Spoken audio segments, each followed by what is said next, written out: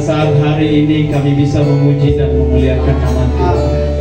Kekuatan, kesehatan, anugerah yang Allah berikan bagi kami, biarlah Bapa kami pergunakan untuk mengabdi, untuk memuliakan nama Tuhan. Kalau kesempatan hari ini kami memuji Engkau Bapa, biarlah kami terus tidak pernah melewatkan kesempatan itu.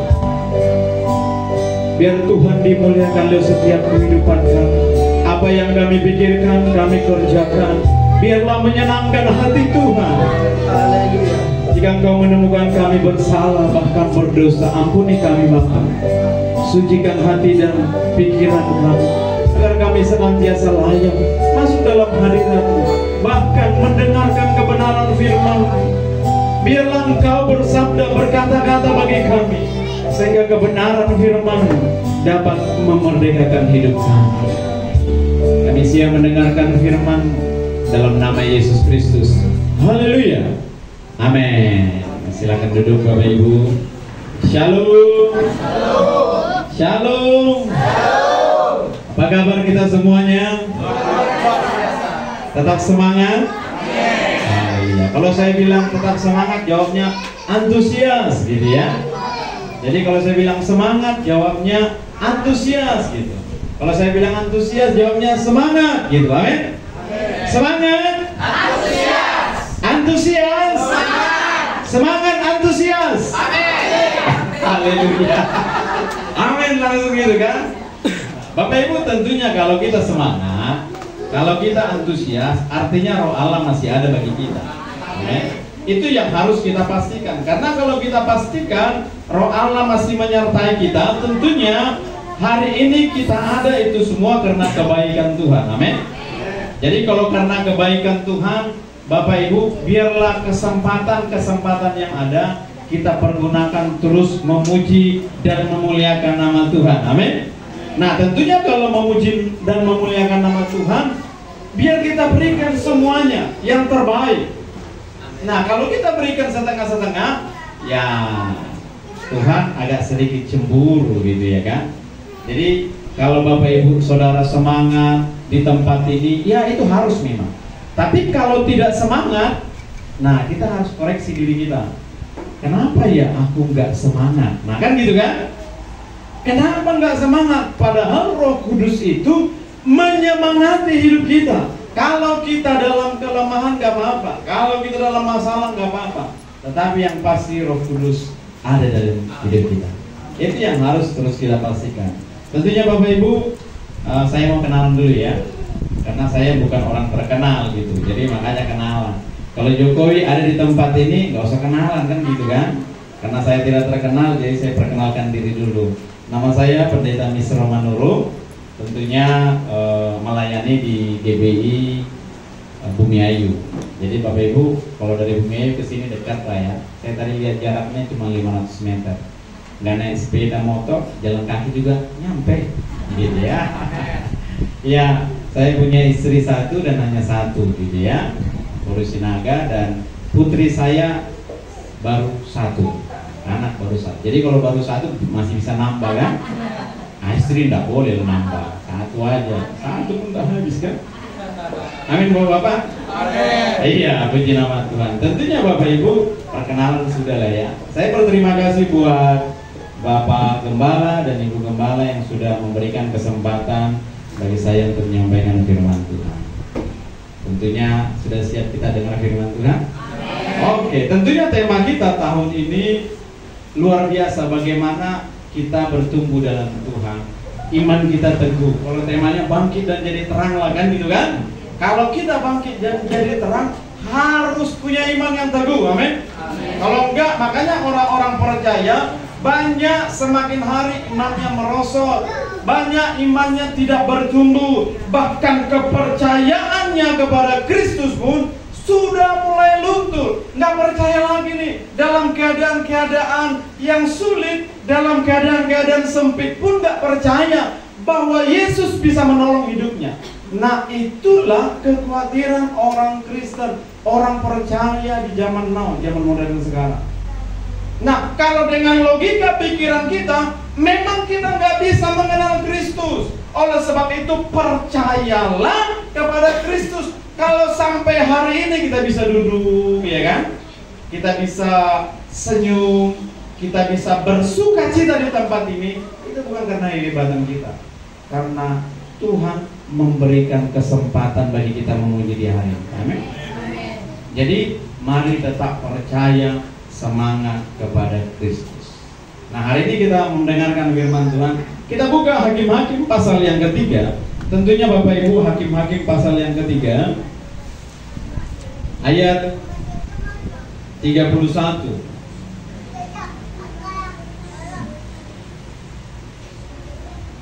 Sudah dapat?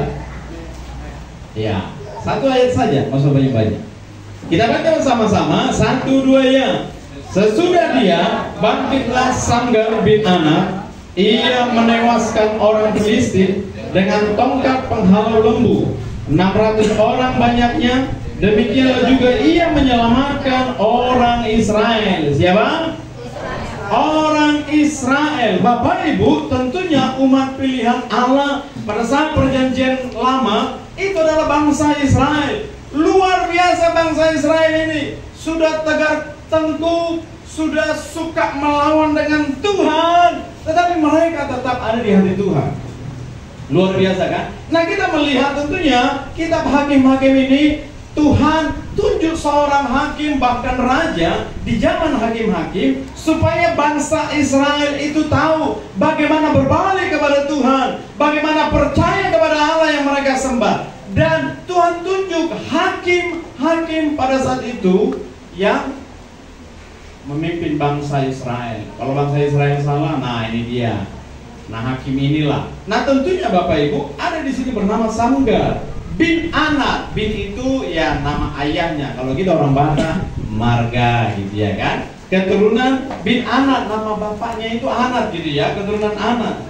Tentunya Bapak Ibu, kalau kita melihat ayat 31 ini, nggak ada ayat pendukung yang lain yang menunjuk siapa Samgar ini. Nah, tetapi dalam Hakim-Hakim pasal yang ketiga ini dibunyikan, sesudah dia bangkitlah Samgar bin Anak, ia menewaskan orang Filistin dengan tongkat penghalau lembu. Filistin itu adalah orang yang sangat-sangat kejam. Pada saat itu ada kan kerajaan-kerajaan. Nah, Filistin ini orang yang tidak kenal Allah. Nah, ketika orang yang tidak kenal Allah ingin menguasai di daerah sekitarnya, termasuk orang Israel pada saat itu di tanah Kanaan. Nah, mari kita belajar Bapak Ibu. Judul tema hari ini tentunya bagaimana hidup maksimal dan berdampak. Amin. Bapak Ibu, coba kita pikir, kita renungkan dalam beberapa detik. Apakah hidup kita sudah maksimal dan berdampak? Nah, kalau belum maksimal, belum berdampak, nah mari kita belajar dari apa yang disampaikan firman. Nah, kita lihat tentunya Samgar ini nggak terkenal. Bahkan kalau saya melihat, dia ini bukanlah dari suku 12 suku bangsa Israel. Bukan. Nah, tetapi kenapa dia dipakai Tuhan untuk apa? Menyelamatkan bangsa Israel. Dan kita melihat kemaksimalannya itu luar biasa Bapak Ibu. Nah, kalau kita percaya bahwa ada orang-orang di sekitar kita Tuhan pakai untuk membuat hidup kita maksimal, kita harus berterima kasih Bapak Ibu. Kita nggak bisa hidup dengan diri kita sendiri.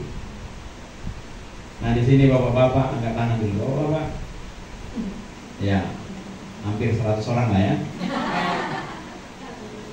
Ibu-ibu, ya, hampir juga 100 orang.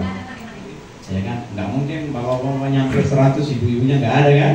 Gitu. Bapak Ibu, kita lihat kisah Samgar ini tercatat hanya 1 ayat saja, tetapi kita belajar keteladanan yang luar biasa. Kita belajar hidup yang maksimal berdampak luas bagi orang lain. Kalau hidup kita biasa-biasa saja, kita bertanya, adakah roh Allah yang menggairahkan kita setiap hari? Walaupun masalahmu banyak, walaupun tantangan hidupmu banyak, apakah kita masih maksimal hari ini? Minimal maksimal bagi keluarga sendiri. Bapak-bapak, coba perhatikan sini bapak-bapak. Bapak-bapak, engkau tanpa istri bisa maksimal nggak? Boy doang, anak ni raja dah. Angkol lah wah, boleh raja singkir hancur. Nggak bisa. Kita ini laki-laki, bapak-bapak butuh wanita, istri bersama kita. Oleh sebab itu, bukan karena kita hebat, kita bisa melakukan sesuatu, bukan. Karena ada orang-orang yang Tuhan taruh dalam hidup kita, sehingga kita berdampak. Nah, tentunya bangsa Israel bisa diselamatkan yang bernama Samgar dari orang Filistin. Nah, kita belajar Bapak Ibu, belajar. Yang pertama, keteladanan Samgar ini dalam kehidupan maksimal. Yang pertama itu adalah maksimal meskipun terbatas. Gak bisa keluar ya? Kura-kura ini. Saya kayaknya gak ada ngasih gambar kura-kura. Kura-kura ini aja penyu gitu ya kan? Ya kita sabar, multimedia lagi membuat lebih maksimal gitu ya kan? Nah tentunya kita belajar yang pertama itu Bapak Ibu maksimal meski terbatas. Nah kalau kita melihat informasi Samgar ini terbatas, informasi tentang siapakah Samgar ditinjau dari latar belakang keluarganya sangat minim. Dia hanya seorang anak dari bapaknya anak. Nah hanya itu saja. Tetapi kita belajar Bapak Ibu, kenapa walaupun dia hanya sendiri maksimal, tetapi dia terbatas dalam banyak hal. Nah coba kita tarik kepada hidup kita sekarang, hidup orang percaya, hidup orang Kristen. Apakah hidup orang percaya, orang Kristen itu tanpa Allah, tanpa Tuhan bisa maksimal nggak? Halo. Nah selama ini kita berjalan dengan kekuatan siapa? Tuhan ya. Nah kita ada di tempat ini karena kita tahu kita butuh Tuhan. Nah banyak orang Kristen Bapak Ibu dengan keterbatasannya dia sering mengasihani diri sendiri. Dan saya melihat orang-orang percaya yang sudah bertahun-tahun bahkan puluhan tahun dalam keterbatasan hidupnya, dia nggak bisa maksimal karena dia nggak tahu Roh Allah itu harusnya dihadirkan setiap hari dalam hidupnya supaya hidupnya bisa maksimal dalam setiap keterbatasan. Ada di sini dilahirkan jadi anak sultan gitu lah kan. Bangun tidur, datang kasih susu ya kan. Bangun tidur udah tersedia semuanya.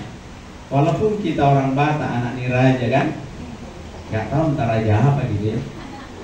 Saya katanya marga Manurung, raja Manurung, tapi semuanya disiapkan sendirinya. Ada yang semua nih? Iya, dalam tatanan kehidupan orang Batak, yaitu tatanan sosial aja kita itu raja. Tetapi dalam kehidupan sehari-hari, ya kita enggak raja. Dalam tatanan kebudayaan orang Batak itu luar biasa. Nah tentunya Bapak Ibu kita nggak ada yang lahir begitu lahir semuanya sudah serba ada, nggak ada. Kalaupun ada Bapak Ibu itu karunia yang Allah berikan, ya kan? Kita ini pewaris nggak? Pewaris kerajaan Allah. Nah kalau kita tahu kita pewaris kerajaan Allah, banyak keterbatasan hidup kita, supaya kita terus percaya kepada Allah, supaya dalam keterbatasan itu kita bisa maksimal. Nah kenapa dalam Alkitab dikatakan orang-orang yang biasa-biasa, orang rata-rata, bahkan di bawah rata-rata, mereka itu Tuhan pakai luar biasa. Masih ingat sama Musa? Loh? Nah Musa walaupun dia dilahirkan dari keluarga yang tidak baik, tetapi dapat fasilitas kerajaan, ya kan? Karena apa? Sudah Tuhan atur bahwa dia nanti akan memimpin bangsa Israel. Apakah dia mau terus hidup dalam kemewahan? No, enggak. Apakah dia terbatas? Iya, terbatas. Ketika Tuhan panggil Musa, dia terbatas. Aku nggak bisa Tuhan, buru-buru mau ngomong. Tetapi pertanyaannya mau nggak? Bapak Ibu, kita ada di tempat ini bukan karena kelebihan kita, tetapi dengan keterbatasan kita, kita bisa maksimal. Alkitab hanya menyebut bahwa nama bapaknya si Samgar ini anak, selebihnya kita tidak memahami anggota keluarganya yang lain. Nah, kalau penafsir Alkitab berkata Sanggar ini hakim. Kalau saya bilang bukan, karena hakim itu harus dari 12 suku bangsa Israel. Dia bukan dari 12 suku bangsa Israel. Dan dia bukan hakim juga. Dan ayat tidak ada membilang bahwa dia hakim. Tetapi Bapak Ibu, dia dipakai Tuhan. Dalam keterbatasannya bisa dipakai Tuhan. Kekurangan dan keterbatasan kita dalam soal latar belakang keluarga tidak pernah menghalangi Tuhan menjadikan hidup kita maksimal. Amin. Siapa kita? Bapak Ibu, latar belakang kita dahulu bagus atau tidak?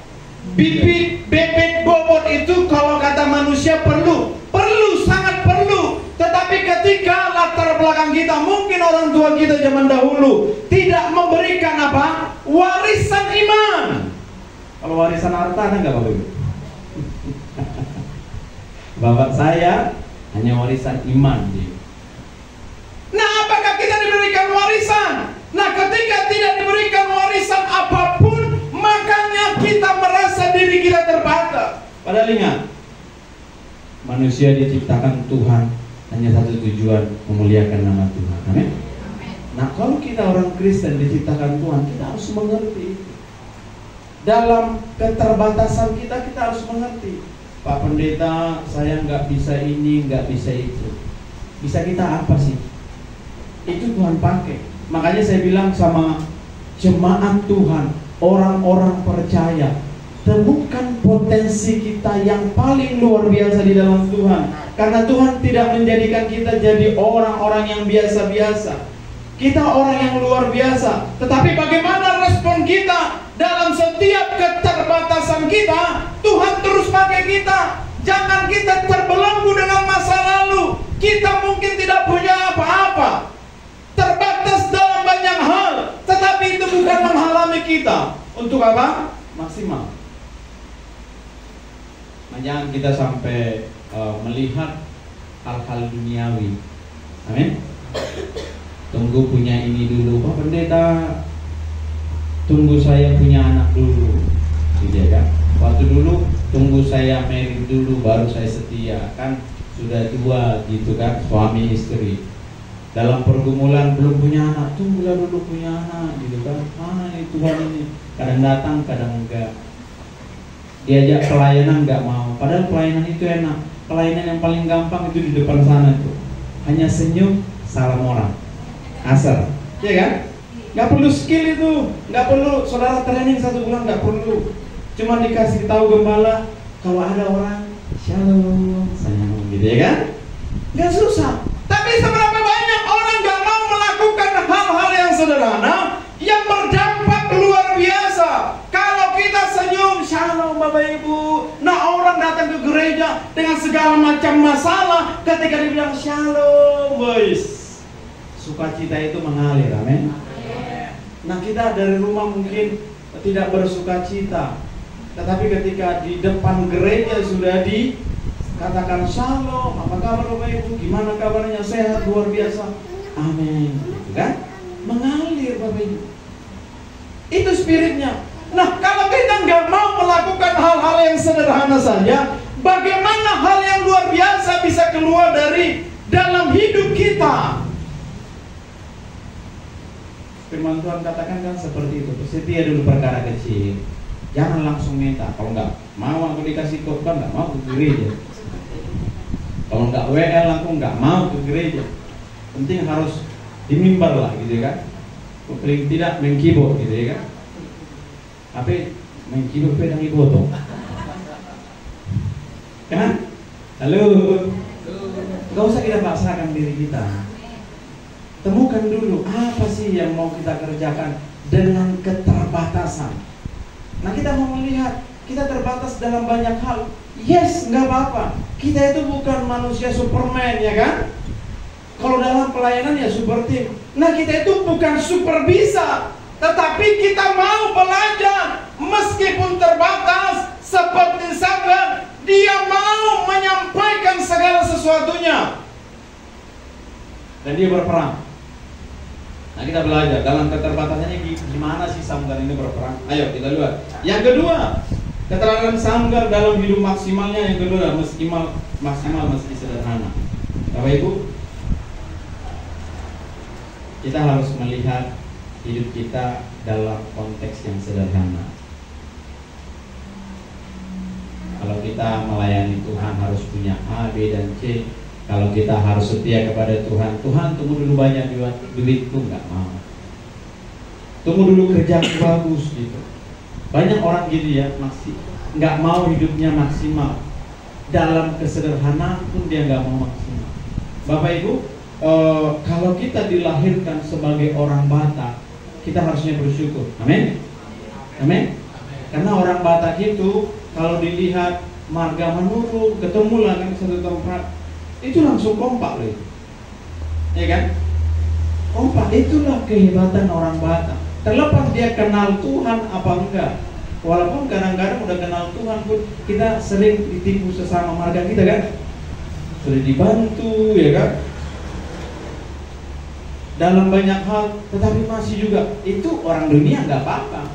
Tetapi apakah kita bisa maksimal? Kita belajar yuk. Jika melihat senjata yang digunakan Sanggar, kemungkinan profesi Sanggar ini adalah penggembala lembu. Tahu apa yang dibuatnya? Tongkat. Tongkat apa?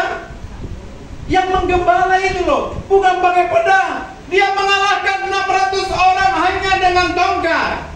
Percaya nggak Bapak Ibu? Secara logika manusia, dengan alat yang sederhana, dia bisa berperang dengan orang Filistin. Orang Filistin itu orang hebat. Dalam zamannya Filistin itu punya perlengkapan perang yang bagus. Ketopong keselamatan, baju besi, kepala juga, bahkan pedang bermata dua. Mereka punya. Tetapi Alkitab mencatat bahwa Sanggar ini hanya penggembala lembu. Sebuah profesi yang sangat sederhana, yang mungkin akan diragukan banyak orang jika berbicara soal hidup maksimal. Orang akan meragukan, apa iya hanya Alkitab yang mencatat? Apa iya kita percaya saja walaupun tidak melihat? Tetapi kalau kita tarik kepada hidup orang percaya di zaman modern sekarang, apakah dengan kesederhanaan kita bisa maksimal, Bapak Ibu? Halo. Kan banyak orang beralasan seperti itu. Padahal Tuhan mau pakai kita, apa yang ada padamu. Amin. Kalau kita yang ada di tempat ini, kita terbatas. Di sini kita hanya paling 2 jam. Di luar sana, apakah kita mengerjakan sesuatu yang maksimal? Ketika orang tahu bahwa kita adalah orang Kristen, apakah hidup kita mencerminkan kekristenan itu dengan kesederhanaanmu? Dan kita melihat orang naik mobil, kita naik motor, terus kita langsung kena mental. Apalagi orang Batak ya, hati-hati, egomu harus diturunkan. Amin. Strata sosial itu harus diturunkan. Walaupun engkau banyak deposito di bank gitu ya kan, 1M, 2M, 3 ember gitu ya kan, mobilmu banyak, ladang sawitmu banyak gitu ya kan.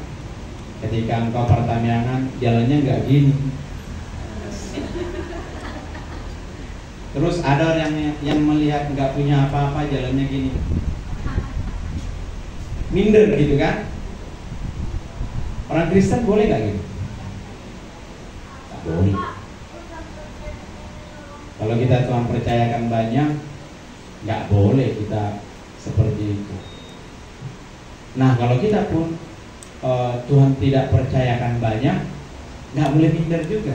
Jadi 2 hal ini satu yang kedua-duanya salah. Ketika engkau banyak Tuhan percayakan, engkau sombong, nah itu salah. Tetapi ketika pun Tuhan belum percayakan kepadamu banyak hal, engkau minder, itu pun salah Bapak Ibu. Semua manusia memang pernah mengalami hal-hal yang membuat dirinya nggak percaya diri, tampil di depan orang gitu ya kan. Dengan kesederhanaannya, kita semua mungkin mengalami itu. Saya pun mengalami itu. Nggak bisa apa-apa. Tetapi karena firman Tuhan, kita banyak belajar Bapak Ibu. Firman Tuhan yang menguatkan kita. Tuhan nggak melihat siapa dirimu, punya apa dirimu, tetapi Tuhan hanya punya satu tujuan. Kuciptakan engkau di dalam dunia ini, terlepas dari kesederhanaan atau dari kelimpahan, engkau maksimal enggak? Ya kan? Kita lahir dalam dunia ini itu sebuah takdir. Amin. Nggak bisa kita pilih. Saya harus lahir dalam kerajaan apa? Charles, dalam negara Inggris. Tapi kita dilahirkan di bangsa Batak. Itu kenyataannya. Terima nggak kenyataan itu? Nah, itu takdir yang nggak bisa dirubah. Jangan kau rubah, margamu Manurung. Manurung ini nggak keren ya.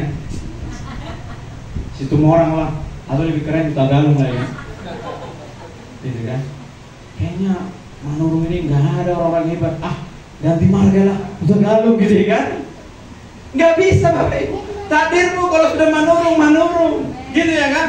Nggak bisa. Nah, kalau kita sudah hidup dilahirkan dalam sebuah keluarga, terlepas kenal Tuhan atau tidak, terlepas punya sesuatu atau tidak, kita percaya harus maksimal karena ada Roh Allah menyertai kita. Amin. Nah, kita lihat sanggar ini, penggembalanya, tapi bisa menolong umat pilihan Tuhan. Berapa orang? 600 orang tentara Filistin dihabiskan sama dia. Alkitab tidak mencatat bagaimana caranya, tetapi dia tercatat dalam Alkitab. Ini sesuatu yang luar biasa Bapak Ibu. Dalam setiap keterbatasan kita, kesederhanaan kita bisa maksimal. Kalau kehidupan kita sekarang bagaimana sih Bapak Ibu? Apa engkau melihat dunia ini minder? Halo? Kalau engkau melihat dunia ini minder, hari ini Tuhan Yesus mau datang dalam hidup. Dengan keberadaanmu engkau minder, aku gak bisa apa-apa pendeta, skillku gak ada. Tanya sama Tuhan, kenapa skillku gak ada sampai umurku sampai sekarang? Kenapa aku gak bisa apa-apa? Tanya sama Tuhan. Sudah kita kerjakan gak apa yang Tuhan inginkan dalam hidup kita? Sudah kita temukan gak potensi yang Allah berikan dalam hidup kita? Ada 5, 2, dan 1. Sama nggak? Sama aja semuanya. 1, 2, 5 sama aja.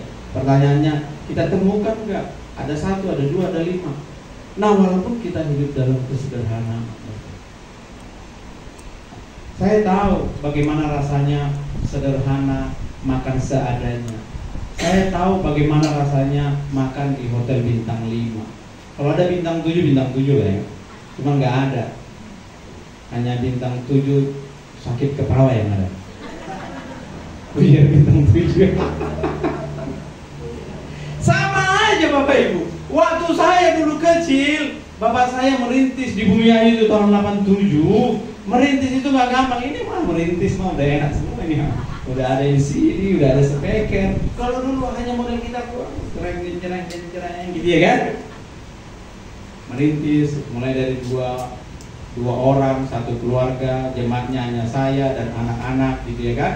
Bapak saya dan saya, kakak beradik 2 orang gitu ya kan. Beberapa tahun. Tahulah kalau merintis itu kan susah senang sama-sama kan gitu kan. Kalau mau makan, nah lauk utama itu gado. You know gado? Makanya kalau dibilang orang dulu, mau nggak jadi pendeta? Nggak mau. Pendeta makan gado. Itu kan dahulu anak-anak ya kan. Karena anak-anak nggak ngerti pikiran dewasa, nggak ngerti pikiran Tuhan. Jadi kalau orang nanya, sampai saya emang nggak mau jadi pendeta. Orang jadi pendeta susah kok. Nah, tapi ketika di sekolah Alkitab, sekolah teologi ya, nah barulah mengerti firman Tuhan. Bodoh kok nak selama ini, gitu kan?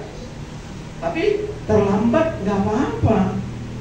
Nah, ketika menemukan bahwa kita itu berharga di mata Tuhan, walaupun dalam keadaan sederhana, Tuhan perlihatkan loh, dunia ini seperti ini. Memang kita melihat, wow, seperti pelangi, hebat, bagus, yes. Tetapi ingatlah, manusia kepada keinginannya, bukan kepada keinginan Allah. Hati-hati Bapak Ibu. Kelihatan pelanginya cantik gitu ya. Hati-hati kalau kita nggak melakukannya bersama Kristus, hidup kesederhanaanmu bisa semakin hancur. Bahkan tidak ada kemaksimalan. Suami istri hanya sibuk memikirkan diri sendiri, sibuk hidup dalam pendirian. Apa bahasa Indonesia pendirian? Mutu. Mutu bahasa Indonesia, bahasa Batak juga. Mengeluh. Ya. Saudara mengeluhkah pada saat hari ini? Apapun kehidupanmu, kalau engkau mengeluh, engkau tidak kenal Kristus. Kalau mengeluh pulang dari tempat ini, Tuhan, aku nggak punya apa-apa.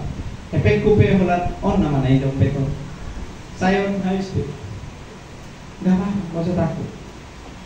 Sama saudara dengan saya sering habis juga begitu. Tapi habis-habis terisi lagi kan gitu kan. Percaya nggak?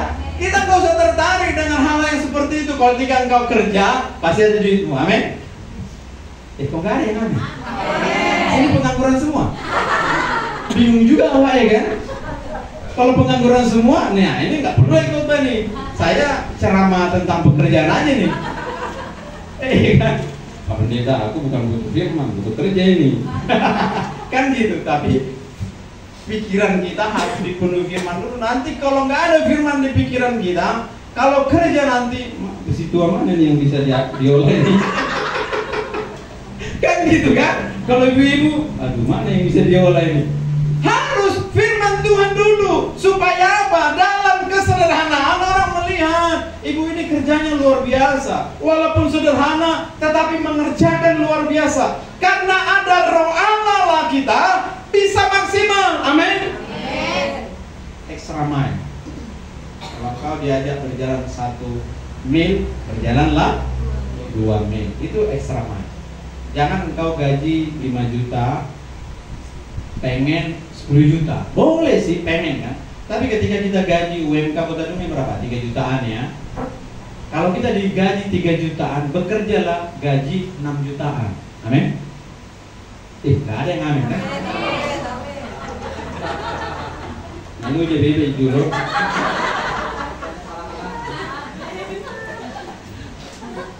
Kalau kita kerja, gajinya UMK Kota Dumai 3 jutaan, dengar ya, 3 jutaan, kita harus bisa kerja 6 jutaan. Amin. Jadi kalau diajak bos, ayo dong lembur aja, nggak apa-apa. Berapapun dikasih nanti uang lemburnya, terima saja dengan sukacita. Nanti bertahun-tahun engkau mengerjakan sesuatu lebih dari yang diharapkan. Dengan kesederhanaan kita, itu kita terus bersinar Bapak Ibu. Amin. Kalau orang sekarang bilang menyala, gitu ya kan? Bersinar terus. Ketika atasanmu melihat, aduh, perusahaan kita agak goyang ini, pengurangan lah dulu ya, dari 100 orang kurang 25 orang gitu. Nah dalam pengurangan ini, kalau engkau bersinar nggak mungkin engkau kena. Bosmu gaji hanya 3 jutaan, tapi yang kau kerjakan 6 jutaan, nggak mungkin engkau dipecat, nggak mungkin dikurangi. Itu udah pasti, udah hukumnya itu. Kalau ada bos yang seperti itu, kita pun dipecat. Nah lebih bagus engkau dipecat. Karena apa? Dia nggak melihat cahaya ada dalam dirimu. Tuhan akan kasih engkau yang lebih bagus lagi. Amin. Tapi kalau engkau malas-malasan, dalam kesederhanaanmu, nggak ada pengurangan pun dikurangi. Bayar, kalau nawar untuk kerjanya. Maka gaji buta.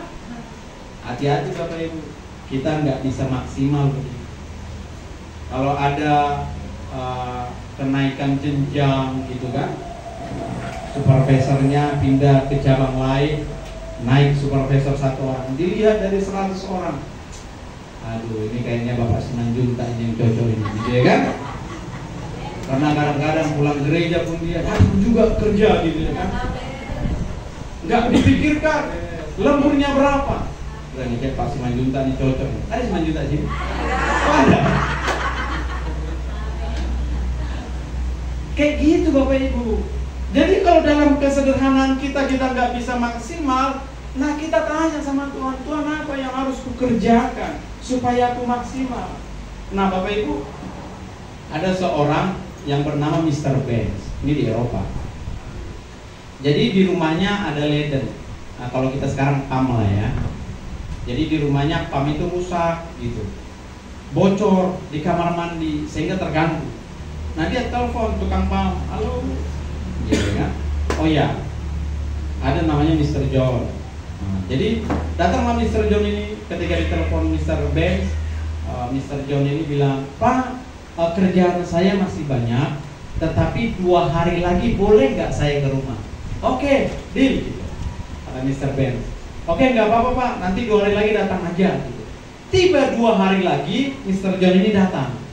Dikerjakannya lah pam yang bocor di rumah Mr. Benz. Dan sudah selesai semuanya, Mr. Benz ini di kantor. Nah, jadi Mr. John telepon, Mr. Benz, itu pam yang di kamar mandi sudah selesai. Oke, terima kasih, gitu ya kan? Oke, dibayar. Nah 2 hari lagi dia telepon lagi, Mr. Benz, gimana pam yang sudah saya pasang, saya perbaiki, apakah masih ada kebocoran? Oh bagus Pak, bagus, nggak ada kebocoran. Itu 2 hari. 1 minggu dia telepon lagi, Mr. Benz, apakah ada kebocoran dengan pam yang sudah saya perbaiki? Oh enggak Pak, bagus. Itu 1 minggu. 1 bulan berikutnya dia telepon lagi Mr. Benz, Mr. Benz, apakah pam yang saya perbaiki dalam 1 bulan ini ada kebocoran? Enggak ada, bagus Mr. John, gitu. Nah rupanya Bapak Ibu, Mr. Benz ini melihat kegigihan seorang Mr. John yang memperbaiki hanya pam sederhana. Perbaiki dalam hanya beberapa menit, bahkan 1 jam selesai. Tetapi dia bisa follow up 3 kali. 2 hari dia tanya apakah masih bagus, 1 minggu dia tanya apakah masih bagus, bahkan 1 bulan dia tanya. Hanya dengan pekerjaan biasa saja. Tahu-taunya Mr. Ben ini CEO dari pabrik Mercedes-Benz di Jerman. Nah dia berpikir dalam marketing mereka butuh seseorang yang punya memfollow up ketika mobil Mercedes-Benz itu dijual, dan ketika dijual nanti ditanya 1 bulan, 2 bulan customer service lah gitu ya kepada customer yang sudah beli mobil Mercedes. Nah dia butuh orang itu. Dia ingat yang bernama John ini. Hanya kerjaan sederhana saja, memperbaiki pam, dia bisa follow up orang sampai 3 kali, 2 hari, 1 minggu, bahkan 1 bulan. Apalagi nanti kalau dia bekerja di Mercedes-Benz. Lalu singkat cerita Mr. Ben ini telepon Mr. John, Pak John mau nggak gabung sama kita? Wah Pak, saya hanya kerja orang biasa. Nggak apa-apa. Lalu dia datang ke kantor, dia kaget. Rupanya Mr. Ben ini CEO-nya Mercedes-Benz. Dia ditawarin sebagai apa? Manajer area untuk apa? Customer service, mau follow up. Saya nggak bisa, nggak apa-apa Mr. John. Saya akan sekolahkan, bahkan buat sesuatu agar engkau bisa lebih maju. Bapak Ibu, sesuatu yang sederhana itu bisa menjadi luar biasa ketika kita kerjakan dengan maksimal. Amin. Siapa diri kita di hadapan Tuhan? Kita berharga bukan dengan keberadaan kita ada di dalam dunia ini. Kita berharga karena Tuhan ciptakan kita supaya kita melakukan keinginan Tuhan, apapun itu ceritanya. Mau saudara tukang ledeng, mau saudara profesinya ojek online, mau saudara pemegang 1 perusahaan, terserah. Yang pasti kita harus maksimal, amin, dalam setiap keterbatasan kita. Bapak Ibu, tentunya kalau dipikirkan secara logika nggak bisa menghabisi 600 orang hanya dengan tongkat penggembala.